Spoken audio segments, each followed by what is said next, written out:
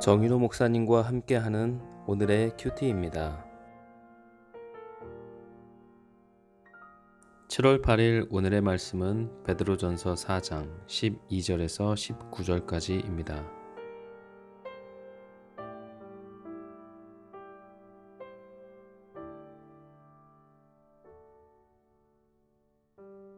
사랑하는 자들아, 너희를 연단하려고 오는 불시험을 이상한 일 당하는 것 같이 이상히 여기지 말고 오히려 너희가 그리스도의 고난에 참여하는 것으로 즐거워하라.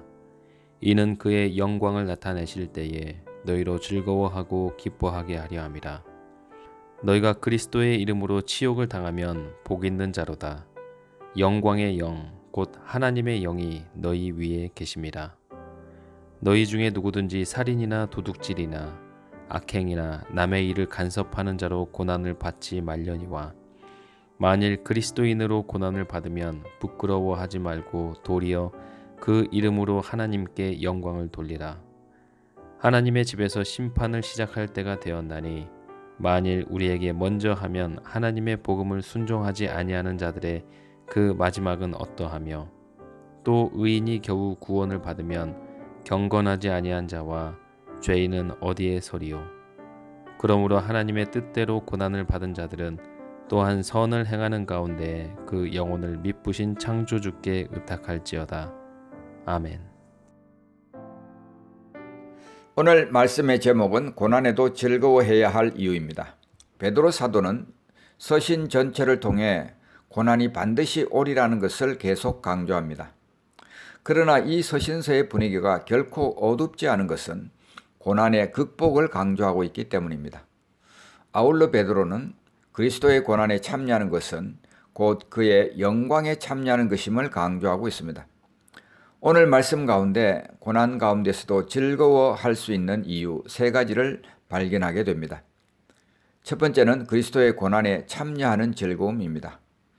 의를 위해 고난을 받는 것은 우리를 그리스도와의 교제로 인도해 줍니다. 13절 말씀을 보겠습니다. 오히려 너희가 그리스도의 고난에 참여하는 것으로 즐거워하라. 이는 그의 영광을 나타내실 때에 너희로 즐거워하고 기뻐하게 하려 함이라 고했습니다. 자, 우리가 그리스도의 고난에 참여하는 것으로 즐거워할 수 있는 이유는 그것이 그리스도를 위한 고난이기 때문입니다. 핍박받는 사람은 예수님의 고난에 참여하는 사람입니다. 주님이 받은 고난 중 어떤 것은 우리가 전혀 나눌 수 없는 고난입니다. 그러나 우리가 교회의 유익을 위해서 또는 의를 위해서 또는 하나님의 나라의 확장을 위해서 고난을 받을 때 우리는 주님의 고난에 동참하게 됩니다. 고난은 언제나 고난입니다. 그러나 우리가 받는 고난이 주님이 받은 고난이고 그분의 마음이 향하고 있는 고난이라면 그것은 영광스러운 고난입니다.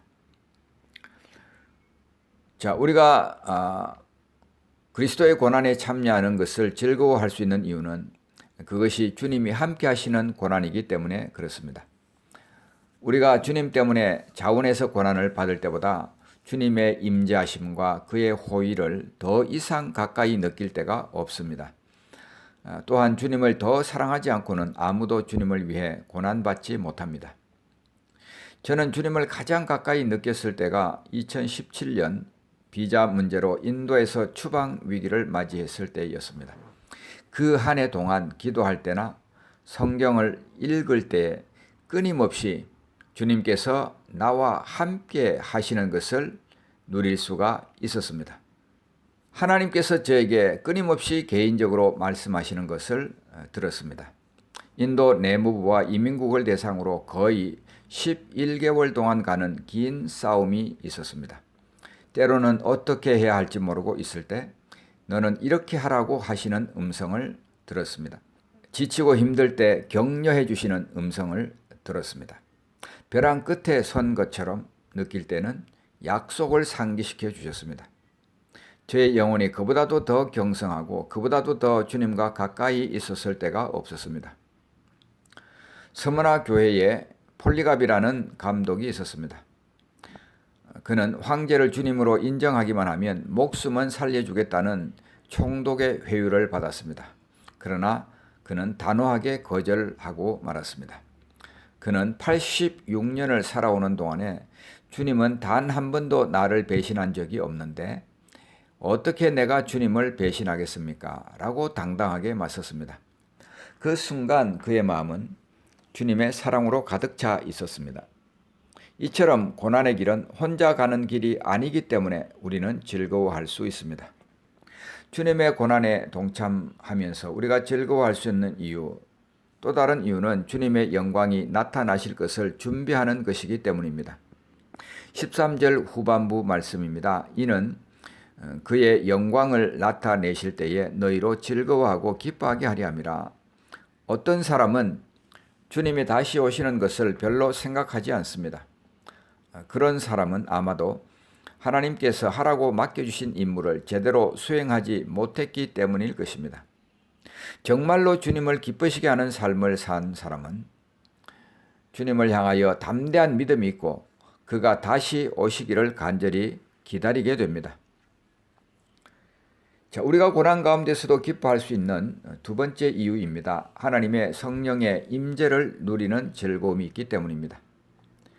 먼저 우리가 받는 고난이 주님 때문에 받는 고난인지 아닌지를 확인하는 것이 필요합니다.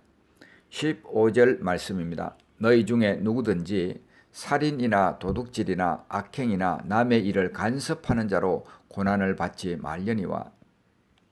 교회 신자들이 이런 일에 연루된다는 것이 이상해 보입니다. 그러나 초대교회는 많은 범죄자들을 수용했다는 것을 우리가 인정해야 합니다.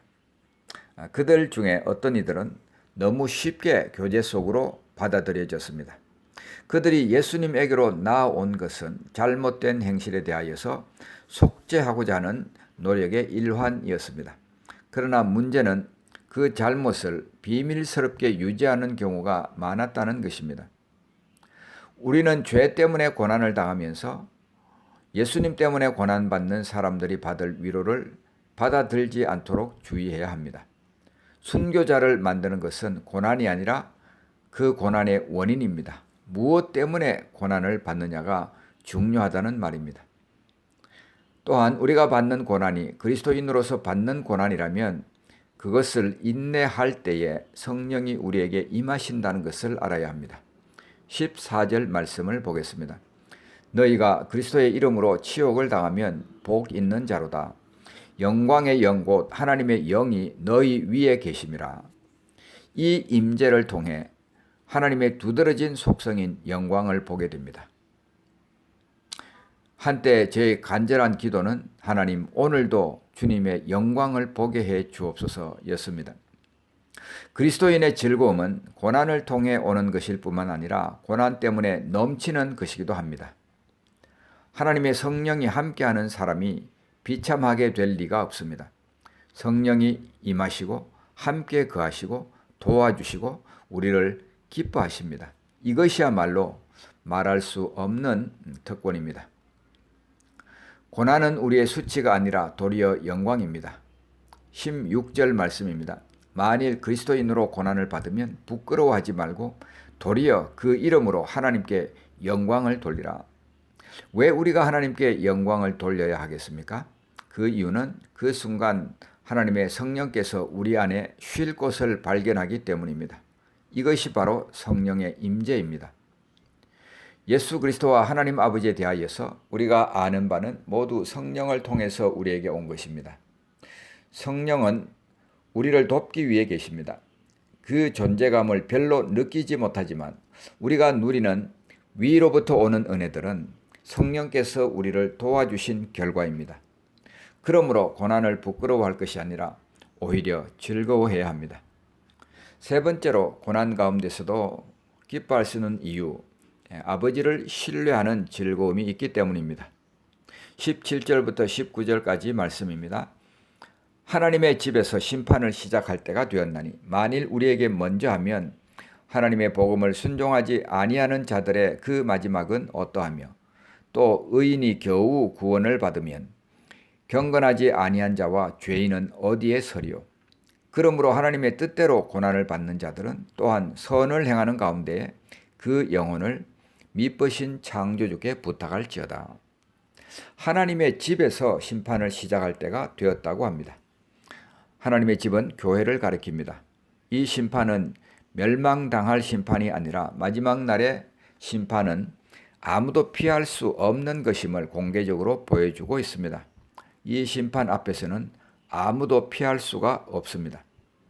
베드로는 하나님의 집과 복음을 순종치 아니하는 자들을 대조시켜서 하나님의 집도 심판을 받기 때문에 하나님의 복음에 순종하지 않는 사람들은 더 크고 분명한 심판을 받을 것임을 강조하고 있습니다. 여기에 하나님을 의지하는 즐거움이 있습니다. 선을 행하는 가운데 그 영혼을 미쁘신 창조주께 의탁할지어다 라고 했습니다. 우리는 확신을 가지고 고난 가운데서도 하나님께 우리의 영혼을 보호해 주실 것을 부탁할 수 있습니다. 의탁할지어다에 해당하는 헬라어는 그 단어의 원래 의미가 예금하다, 맡기다라는 뜻을 가진 파라티데미에서 유래된 것입니다. 완전한 신뢰를 가지고 맡기는 것을 말합니다. 우리는 믿을 만한 곳에 예금을 맡깁니다. 물건을 맡길 때도 믿을 만한 사람에게 맡깁니다. 예금을 할 때 그것을 다시 찾을 수 있다는 확신 가운데 맡깁니다. 우리 하나님은 미쁘신 하나님이십니다. 믿을 만합니다. 우리 하나님은 창조주이십니다. 능력이 많으신 분이십니다. 그래서 시편 97편 1절에서는 여호와께서 다스리시나니 땅은 즐거워하며 허다한 섬은 기뻐할지어다 라고 했습니다. 하나님께서 다스리시고 통치하십니다. 그러므로 우리는 즐거워하고 기뻐할 수 있습니다. 여기에 묵상을 위한 질문이 있습니다. 내가 삶에서 만나는 고난은 의로운 고난인가? 아니면 불의로 인한 고난인가? 두 번째 질문입니다. 내가 그리스도를 가장 가깝게 느꼈을 때는 언제인가? 세 번째 질문입니다. 고난은 수치가 아니라 도리어 영광인 이유는 무엇인가? 나는 이 말에 동의할 수 있나? 네 번째 질문입니다. 내가 믿음으로 하나님께 맡긴 결과 이자까지 받아본 경험은 무엇인가? 오늘 말씀을 맺도록 하겠습니다. 우리는 고난 가운데서도 즐거워할 수 있는 이유를 가진 사람들입니다. 그리스도의 고난에 참여하는 즐거움이 있습니다. 하나님의 성령의 임재를 누리는 즐거움이 있습니다. 아버지를 신뢰하는 즐거움이 있는 것입니다. 그리스도인의 즐거움은 꽃과 같습니다. 그 꽃은 자아가 묻히는 무덤 위에서 자랄 때에 가장 아름답게 피는 꽃입니다. 사랑하는 성도 여러분, 불의한 일로 인해 오는 고난을 합리화하지 말고 믿음 때문이나 주님으로 인해 오는 고난은 두려워하지 말고 그 가운데에서 오히려 즐거움을 찾으시길 우리 주님의 이름으로 축복합니다. 기도하겠습니다. 하나님 아버지, 오늘 이 말씀 가운데 우리 그리스도인들은 즐거워할 수 있는 이유를 충분히 가진 사람들이라고 말씀하십니다. 그리스도의 고난에 참여하는 즐거움이 있습니다.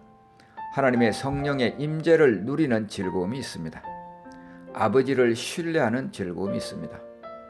창조주가 되시는 아버지, 미쁘신 아버지를 신뢰하는 즐거움을 우리에게 갖게 하신다고 말씀하셨습니다. 하나님 아버지, 우리가 죄로 인해 오는 고난을 합리화하지 않도록 도와주시옵소서. 그러나 믿음 때문이나 복음 때문이나 주님 때문에 오는 고난은 두려워하지 말게 하시고 그 가운데서 오히려 즐거움을 찾을 수 있도록 은혜를 베풀어 주시옵소서. 예수님의 이름으로 간절히 기도하옵나이다. 아멘.